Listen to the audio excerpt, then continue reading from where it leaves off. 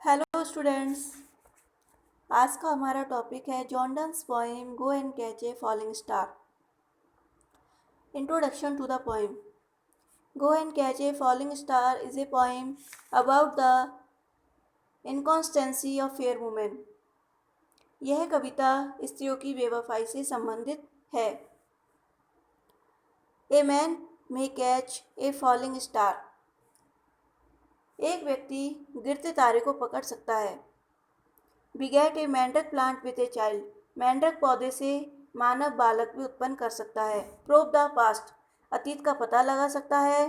Tell who cleft the devil's foot. शैतान के पैर किसने चीरे, इस बात का भी पता लगा सकता है।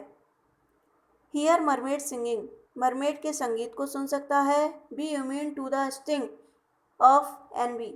मानव प्रकृति को इस प्रकार बदल सकता है कि वह ईर्ष्या न करे। And find out what advances N honest mind. ऐसे कारण भी खोज सकता है कि मनुष्य का ईमानदार बनना संभव न रहे। But he can not find A women who is worth true and beautiful. लेकिन वह एक ऐसी स्त्री का पता नहीं लगा सकता जो सुंदर और वफादार हो। अब देखते हैं text poem. Go and catch a falling star. कभी यहाँ पर आता है और कहता है कि जिस प्रकार से वे सब बातें असंभव है, उसी प्रकार यह भी असंभव है कि सुंदर और वफादार स्त्री मिल जाए। गो and catch a falling star. गिरते हुए तारे को पकड़ना असंभव है। गेट विद चाइल्ड ए मेंढक रूट। मेंढक पौधे से मानव शरीर उत्पन्न करना असंभव कार्य है। Where tell me where all past years are. बीता हुआ जीवन कहाँ गया, बीते हुए वर्ष कहाँ गए, यह पता लगाना भी असंभव है। और who cleft the devil's foot. शैतान के पैर किसने चीरे, यह बताना भी असंभव कार्य है। Teach me to hear mermaid singing. Mermaid के मत्स्य कन्या के संगीत को सुनना भी असंभव कार्य है। और to keep off envy's stinging. और मानव प्रकृति को इस प्रकार बदल देना कि ईर्ष्या का भाव पैदा ना हो, यह भी असंभव कार्य है। And find what wind serve to advance an honest mind.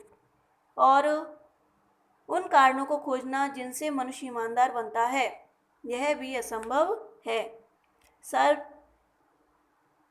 जिस प्रकार ये सब बातें असंभव है, उसी प्रकार से यह भी असंभव है कि कोई स्त्री सुंदर और वफादार हो।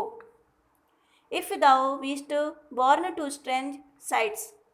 ऐसा व्यक्ति जिसमें जन्मजात यह शक्ति है कि वह अजीब दृश्य देख सकता है।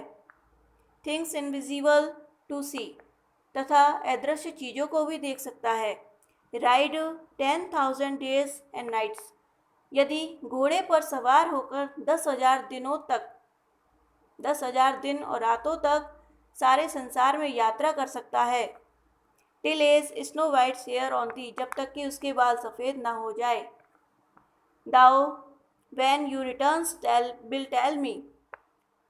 और वह वापस आकर मेरे पास आकर उन all strange wonders that befell thee and swear nowhere lives a woman true and fair। और वह वापस आकर मेरे सम्मुख उन आश्चर्यजनक वस्तुओं और घटनाओं का वर्णन करे जो कि उसने अपनी यात्रा के दौरान देखे। तब भी वह कसम खाकर यह नहीं कह सकता कि उसने अपनी यात्रा में किसी सुंदर और वफादार स्त्री को देखा होगा। If thou findest one if thou findest one let me know। यदि कोई सुंदर और वफादार स्त्री ढूंढ लेता है तो कभी उससे मिलना चाहेगा। Such a pilgrimage were sweet. वह इस यात्रा को एक तीर्थ यात्रा समझेगा। Yet do not I would not go. Though at next door we might meet. ऐसी स्त्री पूजा के योग्य होगी, लेकिन कभी यह महसूस करता है कि ऐसी यात्रा अगर केवल पड़ोस के घर तक भी करनी हो तो भी वह व्यर्थ होगी। Though she were true when you met her. वह स्त्री उस समय जब यात्री उससे मिला वफादार होगी, लेकिन वह अधिक समय तक वफादार नहीं रह सकती। And last, till you write your letter yet she will be false here I come और 2 और 3। और जब तक वह उसे पत्र लिखेगा वह बेवफा हो चुकी होगी और 2 अथवा 3 प्रेमियों को धोखा दे चुकी होगी। Okay, thank you.